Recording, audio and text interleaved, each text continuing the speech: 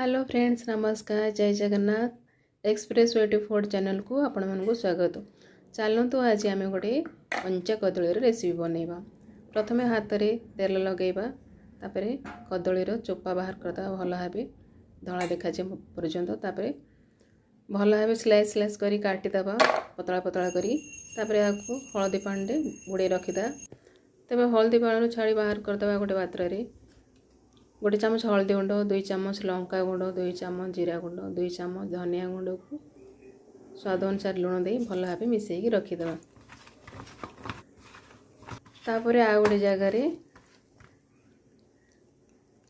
आम 2 चामच चाउल गुंड, 2 चामच बेसन, 2 चामच कॉर्नफ्लोर, अल्प लुण दे आम से लुण पकई अल्प लुण दे भल मिसेक रखीदेवा।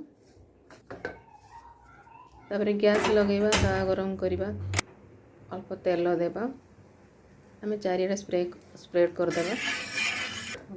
मु सूजी पकड़ा भूली जाइली, मुझे सूजी 3 चामच देती। तापर भल भाव मिसई देती। तापर से बानाना को आम ए गोलैकी आम तावा फ्राए करवा गोटे गोटे करी।